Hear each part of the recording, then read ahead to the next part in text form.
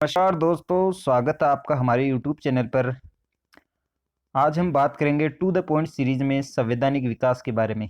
भारत का संवैधानिक विकास जो कि अंग्रेजों के आगमन के बाद में शुरू हुआ और किस प्रकार भारत का संविधान बनकर तैयार हुआ, तो इसके क्रम को विकास कहा जाता है, संवैधानिक विकास। तो इसके हम महत्वपूर्ण अधिनियम जो अंग्रेजी शासन द्वारा लागू किए गए, हम एक एक करके उनको डिस्कस करते हैं। पहले हम 3 पॉइंटों में बात करेंगे। कंपनी के शासन में संवैधानिक विकास, यानी कि पहले कंपनी के हाथ में शासन था, फिर भारत सरकार में हाथ में आ गया और फिर हमें उत्तरदायी सरकार दे दी गई। तो कौन सा कानून था, चलिए बात करते हैं। पहला कानून था रेगुलेटिंग एक्ट 1773। इसके तहत ईस्ट इंडिया कंपनी पर ब्रिटिश संसद के नियंत्रण का प्रारंभ शुरू हो गया था, यानी कि ब्रिटिश संसद का नियंत्रण हो गया था, उस पर धीरे धीरे कंपनी पर लागू था, कंपनी के ऊपर लागू था, भारत पर नहीं, कंपनी पर लागू था। तो कंपनी भारत को संभालती थी, East India Company. Next, Bengal के गवर्नर को बंगाल का गवर्नर जनरल बना दिया और पहला गवर्नर जनरल बना वारेन हेस्टिंग्स। यानी पहले जो भारत को जीता गया और फिर बंगाल में अंग्रेजों का शासन था, तो बंगाल पे गवर्नर होता था और 1973 में गवर्नर को गवर्नर जनरल बना दिया। नेक्स्ट, कुछ मामलों में बंबई और मद्रास प्रेसिडेंट को बंगाल प्रेसिडेंटी के अधीन कर दिया गया, यानी बंगाल के अधीन कर दिया बंबई और मद्रास को कुछ मामलों में, अभी पूरा नहीं किया है। नेक्स्ट, इसी के तहत बंगाल में एक प्रशासन मंडल का गठन हुआ जिसमें गवर्नर जनरल और 4 सदस्य शामिल थे, इन्हें कानून बनाने का अधिकार दिया गया। 1976 में बंगाल में सुप्रीम कोर्ट की स्थापना और एक मुख्य न्यायाधीश और 3 न्यायाधीश इसी कानून के तहत बने। कंपनी के कर्मचारियों के निजी व्यापार को प्रतिबंधित कर दिया गया। नेक्स्ट बात करते हैं पिट्स इंडिया एक्ट 1784। इस एक्ट के तहत पहली बार कंपनी के अधीन प्रदेश को ब्रिटिश अधिकृत भारतीय प्रदेश कहा गया, यानी कि ब्रिटिश भारत कहा गया। ब्रिटेन में 6 सदस्यीय नियंत्रण बोर्ड, बोर्ड ऑफ कंट्रोल का गठन किया गया, ब्रिटेन में किया गया, जो यहाँ के मामलों को देखती थी। बोर्ड ऑफ कंट्रोल को दिए गए सिविल, सैन्य और राजस्व संबंधी मामले बोर्ड ऑफ कंट्रोल को दिए गए, जो ब्रिटेन में गठित की गई थी, 6 सदस्यीय समिति। इसी के तहत कोर्ट ऑफ डायरेक्टर को वाणिज्यिक गतिविधियों की शक्ति दी गई। भारत में प्रशासन गवर्नर जनरल और उसकी 3 सदस्यों वाली परिषद के द्वारा किया जाता था और एक स्थान मुख्य सेनापति को भी इसके अंदर दिया गया। बंबई और मद्रास के गवर्नर को पूर्ण रूप से बंगाल के गवर्नर जनरल के अधीन कर दिया गया, यानी कि पहले तो बंगाल और उसके कुछ मामले थे, मद्रास और बंबई के कुछ मामले बंगाल के अधीन थे, अब पूर्ण रूप से उस गवर्नर के अधीन हो गया, बंगाल के गवर्नर के अधीन। नेक्स्ट एक्ट था चार्टर एक्ट 1813। इस एक्ट के तहत कंपनी के भारत के साथ व्यापार के एकाधिकार को छीन लिया गया, यानी कि कंपनी का भारत के साथ एकाधिकार था, उसको छीन लिया गया। सिर्फ चाय का अधिकार कंपनी को दिया गया। कंपनी का चीन के साथ व्यापार का अधिकार एकाधिकार बना रहा है, यानी चीन के साथ व्यापार सिर्फ कंपनी करेगी। भारत में अंग्रेजी राज्य की संवैधानिक स्थिति को पहली बार स्पष्ट किया गया कि भारत में अंग्रेजी राज की संविधान क्या है। नेक्स्ट, इसी के तहत ईसाई मिशनरियों द्वारा भारत में ईसाई धर्म के प्रचार को अनुमति दी गई, जिसके तहत ईसाई धर्म का प्रचार प्रसार किया गया। और कंपनी की आय से शिक्षा के लिए कंपनी द्वारा प्रतिवर्ष 1 लाख रुपए खर्च करने का प्रावधान किया गया। नेक्स्ट एक्ट था चार्टर एक्ट 1833। इस एक्ट के तहत भारतीय प्रदेशों का प्रशासन अब ब्रिटिश सम्राट के नाम से किया जाने लगा, यानी कि ब्रिटिश सम्राट के नाम से अब सारी कागजी कार्रवाई होने लगी। जैसे इस प्रकार वर्तमान में राष्ट्रपति के नाम से होती है, उसी प्रकार पहले तो ईस्ट इंडिया कंपनी के नाम से होती थी, और इस एक्ट के बाद में भारतीय प्रदेशों का जो भी प्रशासन का काम होता था ब्रिटिश सम्राट के नाम से होने लगा। बंगाल के गवर्नर जनरल, जो पहले बंगाल के जनरल थे, उनके बाद 1773 के एक्ट में गवर्नर जनरल बने, और इस 1833 के एक्ट के तहत बंगाल के गवर्नर जनरल को भारत का गवर्नर जनरल बना दिया गया, यानी कि पहले बंगाल पे था, अब पूरे भारत का बना दिया गया। तो ये बनने वाले थे पहले लॉर्ड बेंटिंग, जिसको भारत का पहला गवर्नर जनरल बनाया गया। गवर्नर जनरल के परिषद में चौथा सदस्य, यानी कि पहले 3 सदस्य थी, अब एक चौथा सदस्य और जोड़ दिया गया, विधि विशेषज्ञ, जो था लॉर्ड मेकाले, जो बाद में जाकर लॉर्ड मेकाले बना, पहले मेकाले था, इसने विधि विशेषज्ञ था ये। चार्टर एक्ट 1833 के तहत ही विधि आयोग गठित हुआ। भारतीय कानून को संहिताबद्ध सुधारने की कोशिश की गई, यानी कि जो भारत में दंड संहिता लागू है, जो कानून लागू है, उसको तैयार करने की श्रेय जाता है लॉर्ड मेकाले को। तो लॉर्ड मेकाले की अध्यक्षता में यह समिति बनाएगी। चाय और चीनी के साथ व्यापार का एकाधिकार भी कंपनी का समाप्त कर दिया। कंपनी के अधीन किसी पद पर नियुक्ति में भारतीयों के साथ समानता का व्यवहार किया जाए, ऐसा आदेश भी इसी के तहत जारी किया गया। और भारत में दास प्रथा को गैर कानूनी घोषित किया गया। नेक्स्ट एक्ट था चार्टर एक्ट 1853, यानी 1857 की क्रांति से पहले ब्रिटेन संसद। इस एक्ट के तहत ब्रिटिश संसद कभी भी कंपनी से भारत का शासन ले सकती थी, यानी ईस्ट इंडिया कंपनी जो भारत पर राज कर रही थी, तो ब्रिटिश की संसद, जो ब्रिटेन का राज था, सम्राट था, ताज था, वो कभी भी उनसे भारत का शासन ले सकती थी। नियुक्तियों के मामले में डायरेक्टर का संरक्षण समाप्त कर दिया गया।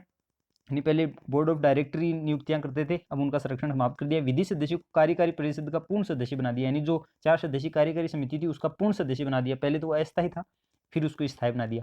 और इसी के तहत सिविल सेवा अब परीक्षा आधारित हो गई, यानी सिविल सेवा पहले सिविल सेवक ऐसे नियुक्त होते थे, अब इस सिविल सेवा को परीक्षा के आधार पर सिविल सेवकों की नियुक्ति की जाने लगी। नेक्स्ट, इसी के तहत गवर्नर जनरल की परिषद में कानून निर्माण में सहायता के लिए 6 नए सदस्यों की नियुक्ति, कार्य परिषद को विधान परिषद के विधेयकों को वोटों का अधिकार दिया गया। नेक्स्ट एक्ट आया था 1857 की क्रांति के बाद में भारत शासन अधिनियम 1858, जिसके तहत भारत का शासन ब्रिटिश ताज के हाथों में चला गया और गवर्नर जनरल को वायसराय बना दिया गया। यानी कि 1773 में बंगाल का गवर्नर जनरल बना, फिर 1833 में बंगाल का गवर्नर जनरल पूरे भारत का गवर्नर जनरल बना। अब उस गवर्नर जनरल के पद को उठाकर वायसराय बना दिया गया और पहले वायसराय थे Lord Canning. Board of control और बोर्ड ऑफ डायरेक्टर की व्यवस्था को समाप्त कर दिया। भारत सचिव का पद बनाया गया, इसकी सहायता के लिए 15 सदस्यीय भारतीय परिषद का गठन किया गया। नेक्स्ट है भारतीय परिषद अधिनियम 1861, इसके तहत कार्यकारी परिषद में 5वें सदस्य को बढ़ाया गया, पहले 4 सदस्य अब 5वें सदस्य को बढ़ाया गया। पोर्टफोलियो सिस्टम की शुरुआत, जो कि कैबिनेट सिस्टम का आधार है। विधान परिषद की स्थापना की गई, केंद्र में विधि निर्माण के लिए कार्यकारी परिषद का विस्तार किया गया। कार्यकारी परिषद में गैर सरकारी सदस्यों की नियुक्ति, 6 से 12 अतिरिक्त सदस्य नामित किए गए। इसी के तहत बंबई और मद्रास को उनकी विधिक संगतियां वापस दी गई। पहले बंगाल और मद्रास और बंबई को बंगाल के अधीन कर दिया गया था, अब बंबई और मद्रास को उनकी विधिक शक्तियां वापस दे दी गई। और गवर्नर जनरल को संकटकालीन स्थिति में विधान परिषद की अनुमति के बिना अध्यादेश जारी करने की शक्ति दी गई, यानी जो गवर्नर जनरल था उसको संकटकालीन स्थिति में अध्यादेश जारी करने की शक्ति दे दी गई। नेक्स्ट था भारतीय परिषद अधिनियम 1892, इसके तहत सेंट्रल काउंसिल में अधिकतम 22 सदस्य, जिनमें 10 से 16 अतिरिक्त सदस्य, और कार्यकारी परिषद में सदस्यों की संख्या 6 की गई। केंद्र और प्रांतों में परिषदों के आकार और कार्य क्षेत्र में वृद्धि की गई, यानी केंद्र जो सेंटर थी अंग्रेजों की और जो प्रांत थे उनकी 11, उनमें परिषदों के आकार और कार्य क्षेत्र में वृद्धि की गई, यानी कि उनकी संख्या बढ़ाएगी सीटों की। पहली बार चुनाव का प्रयोग हुआ, लेकिन चुनाव शब्द का प्रयोग नहीं हुआ। 1892 में पहली बार चुनाव का प्रयोग हुआ, लेकिन चुनाव शब्द का प्रयोग नहीं हुआ।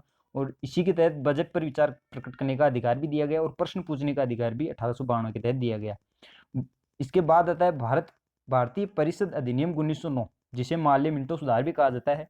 मार्ले जो कि सचिव थे और मिंटो जो कि लॉर्ड मिंटो यहाँ के वायसराय थे, तो इन दोनों को मिलाकर मार्ले मिंटो सुधार कहा जाता है। इस नियम के तहत कार्यकारी परिषद में एक भारतीय सदस्य को रखने की व्यवस्था भी की गई और पहले भारतीय थे सत्येंद्र सिन्हा। पहली बार अप्रत्यक्ष चुनाव का प्रयोग किया गया और मुसलमानों के लिए पृथक सांप्रदायिक मताधिकार की व्यवस्था की गई और यहीं से सांप्रदायिकता का बीज डल गया, इसलिए मिंटो को सांप्रदायिकता का जनक कहा जाता है। पूरक प्रश्न पूछने का अधिकार दिया गया। आगे भी प्रश्न आएगा, मुसलमानों के लिए पृथक सांप्रदायिक मताधिकार 1909 के अधिनियम में, और बाकी को दिए जाएंगे आगे। बजट पर बहस का अधिकार दिया गया 1909 के तहत और प्रस्ताव पारित करने का अधिकार भी दिया गया। नेक्स्ट आया भारत सरकार अधिनियम 1919, जिसे मॉन्टेग्यू चेम्सफोर्ड सुधार कहा जाता है। मॉन्टेग्यू यहाँ के सचिव थे और लॉर्ड चेम्सफोर्ड यहाँ के वायसराय थे। तो इस नियम के तहत केंद्र के कार्यकारी परिषद में 8 में से 3 सदस्य भारतीय होंगे, जो भारतीयों की प्रतिनिधि बड़ी, पहले 8 में से 1 था, अब 8 में से 3 भारतीय होंगे। और प्रांतों में द्वैत शासन की व्यवस्था की गई, प्रांतों में, केंद्र में नहीं, अभी प्रांतों में की गई है। जो 11 प्रांत थे अंग्रेजों के, ब्रिटिश सरकार के, उनमें द्वैत शासन की व्यवस्था की गई आरक्षित और हस्तांतरित विषयों पर। प्रांतों के ऊपर केंद्रीय नियंत्रण में कुछ ढीलापन दिया गया और केंद्र में द्विसदनीय व्यवस्थापिका की स्थापना की गई।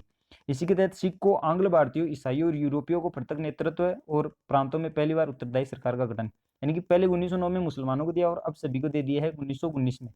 पहली बार प्रत्यक्ष चुनाव हुआ और महिलाओं को वोट देने का अधिकार दिया गया, यानी कि महिलाओं को वोट देने का अधिकार और सभी अल्पसंख्यकों को 1919 के अधिनियम में पृथक नेतृत्व दिया गया और 1909 में मुसलमानों को दिया गया। नेक्स्ट है भारत सरकार अधिनियम 1935। इस अधिनियम के तहत पहली बार संघात्मक सरकार बनाने का प्रयास किया गया, जो कि वर्तमान में है। इस अधिनियम के बहुत से तथ्य वर्तमान संविधान में मौजूद है, इसको ऐसी कैसे उठा के रख दिया गया। प्रांतीय स्तर पर द्वैत शासन समाप्त किया गया, यानी जो राज्यों में था उनको समाप्त किया गया और स्वायत्त सरकार की व्यवस्था की गई और केंद्र में द्वैत शासन की व्यवस्था शुरू की गई। द्वैत शासन यानी एक राज्य का और एक केंद्र का शासन। बर्मा, जो कि जिसे हम अब वर्तमान में म्यांमार करते हैं, को भारत से पृथक कर दिया गया, तो म्यांमार को 1935 के अधिनियम के तहत भारत से पृथक कर दिया गया। इसी के तहत भारत के संविधान में केंद्र और राज्य के बीच शक्तियों के विभाजन की अवधारणा, और इसी के तहत संघ सूची में 59 विषय और राज्य सूची में 54 विषय और समवर्ती सूची में 36 विषय रखे गए। वर्तमान में इनकी संख्या ज्यादा है, लेकिन उस समय यही थे 1935 के अधिनियम में, और इनको ऐसा का ऐसा अपने जब नया संविधान बनाया भारत ने खुद का, तो उसमें भी सम्मिलित कर लिया गया। अवशिष्ट शक्तियां गवर्नर जनरल के पास थी और संघीय न्यायालय की स्थापना का प्रावधान भी किया गया, जो कि पूरे देश का एक था। इसके बाद में अंतिम में आता है भारतीय स्वतंत्रता अधिनियम 1947, जिसके तहत भारतीय और पाकिस्तानी प्रतिनिधियों को अपना संविधान बनाने की अनुमति दी गई।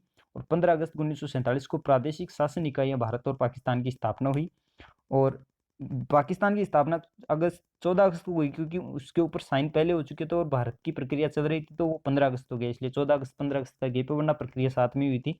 और ब्रिटिश सम्राट का भारतीय रियासत पर प्रभुत्व समाप्त हो गया और भारत राज्य सचिव का पद समाप्त कर इसका कार्य राष्ट्रमंडलीय मामलों के सचिव को दे दिया गया। और भारत के अंतिम अंग्रेज गवर्नर जनरल थे, यानी जो वायसराय का पद था उसे गवर्नर जनरल कर दिया गया था, जो थे लॉर्ड माउंटबेटन। और अंतिम गवर्नर जनरल थे सी राजगोपालाचारी। उसके बाद में 1950 में यह पद समाप्त हो गया चुनाव के बाद में। तो ये थे आज का हमारा संवैधानिक विकास का टू द पॉइंट का वीडियो। अगर आपको वीडियो अच्छी लगी हो तो लाइक करें और अपने दोस्तों को शेयर करें, और ऐसी वीडियो देखते रहने के लिए हमारा चैनल सब्सक्राइब करें। Thanks for watching.